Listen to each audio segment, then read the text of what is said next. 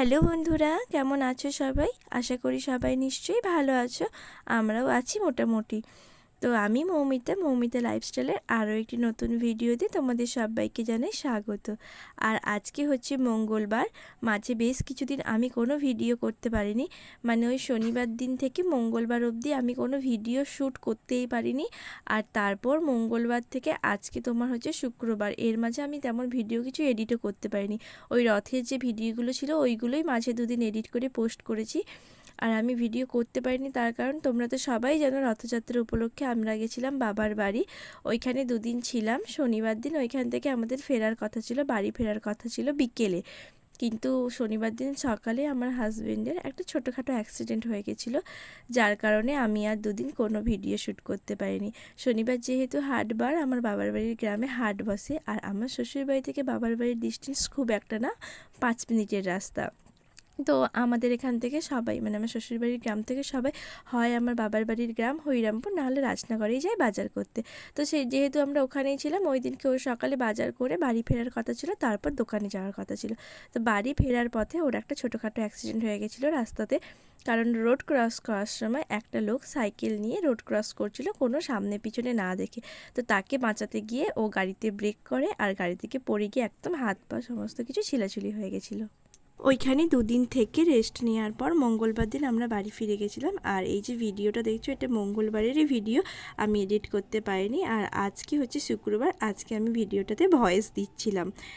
তো মঙ্গলবার যেহেতু বৃষ্টি পড়ছিল, তাই জন্য তেমন কিছু রান্নাও করিনি। সকালে সমস্ত কাজকর্ম সেরে একদম রান্না থেকে ভিডিওটা শুরু করেছিলাম। আর ওই দিনকে বৃষ্টি হচ্ছিল, ঝিরঝির করেই সারাদিন মোটামুটি বৃষ্টি পড়ছিল। আর বৃষ্টির দিন হলে তো খিচুড়ি খেতে ভালোই লাগে। আর শনিবার দিন বাজারেও বাঁধাকপিও কিনেছিল, ওটাও রয়ে গেছিলো। তো তাই জন্য ওই দিনকে বাঁধাকপির তরকারি আর খিচুড়িই বানিয়েছিলাম। ওদিকে বাঁধাকপিটা আমার রান্না হয়ে গেছে, আর এদিকে খিচুড়ির জন্য চাল ডালগুলো সেদ্ধ বসিয়ে দিয়েছি। আর সমস্ত সবজিগুলো মানে অল্প একটু সামান্য তেলে নাড়াচাড়া করে ওই খিচুড়ির মধ্যেই দিয়ে দিয়েছিলাম। আর এইখানে একদিকে হচ্ছে যে খিচুড়িটা হচ্ছিলো, অন্যদিকে কড়াইতে আমি মশলাটা কষিয়ে নিয়েছিলাম। আদা, পেঁয়াজ, রসুন, টমেটো সমস্ত কিছু দিয়ে মশলাটা ভালো করে কষিয়ে ওর মধ্যে একটু লঙ্কার গুঁড়ো আর হলুদ গুঁড়ো, লবণ দিয়ে দিয়েছিলাম। লঙ্কাটা খুব অল্প পরিমাণে দিয়েছিলাম, তার কারণ খিচুড়িটা যেহেতু সবার জন্য হচ্ছে, বাচ্চারাও খাবে, বেশি ঝাল হয়ে গেলে ওরা খেতে পারবে না।